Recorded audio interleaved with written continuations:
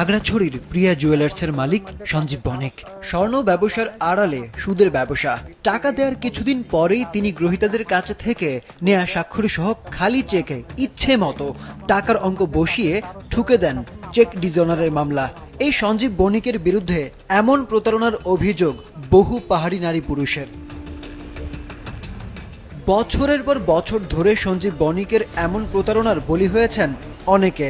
এদেরই একজন বিধু নামের এই গৃহবধূ। তার বিরুদ্ধে চেক ডিজঅনারের অভিযোগ এনে মামলা করেছেন সঞ্জীব বণিক। এরপর প্রতারণার মামলা করেন বিধু। এতে জেলেও খাটেন সঞ্জীব। 1 লক্ষ টাকা নিয়ে যাওয়ার পরে এরপরে উনি ওইটাও নিতে চায় না নিয়ে উনি আমাদেরকে মামলা করে যে হচ্ছে যে 20,50,000 টাকার মামলা। উনি যদি আমাদেরকে আসল টাকার মামলাও করতো তাইলে আমরা ওনাকে পরিশোধ করে দিতাম, কিন্তু উনি তো আমাদেরকে বানোয়াটভাবে করতেছে, মিথ্যাভাবে করতেছে। প্রতারণার মামলা দায়ের করি।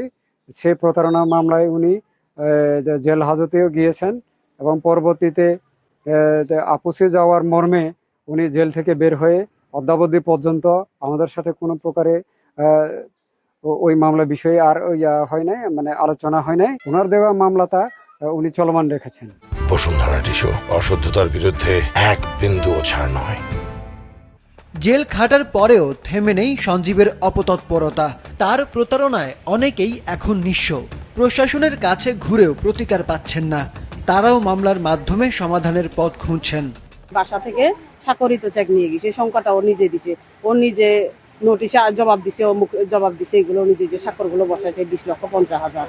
2টা চেক আমার ওখানে আছে, সঞ্জীব বণিকের ওখানে। আর ও মেয়েদেরকে এমন হয়রানি স্বীকার করে যে কি বলবো, বিশ্রী ভাষায় মেয়েদেরকে খারাপ প্রস্তাব পর্যন্ত দেয়। সঞ্জীব দাদার কাছে আমি টাকার কাগজ বন্ধক দিছি 1,10,000 টাকা দিয়ে। ওনাকে 95,000 টাকা দেওয়া হয়েছে। দেওয়ার পরে উনি আমাদের নামে 7 লাখ টাকার মামলা দিচ্ছে। মামলা দেওয়ার পরে হয়রানি হয়েছি, ওনার পায়ে অনেকবার ধরছি, উনি কিন্তু আমাদের কোনো সহযোগিতা দেয় নাই। জেলার লক্ষ্মীনারায়ণ মন্দিরের সভাপতির কাছে মিলেছে সঞ্জীবের ব্যাপারে আরও চাঞ্চল্যকর তথ্য। স্বর্ণ ব্যবসায়ীর আড়ালে উনি চেকের মাধ্যমে টাকা দিতেন। টাকা দিয়ে উনি দিবে 1 লাখ টাকা, লিখবে 10 লাখ টাকা। এরকম করে ভুক্তভোগীকে অনেক সমস্যার সম্মুখীন করেছেন। ইতিমধ্যে অনেকজনকে সর্বশান্ত করেছেন।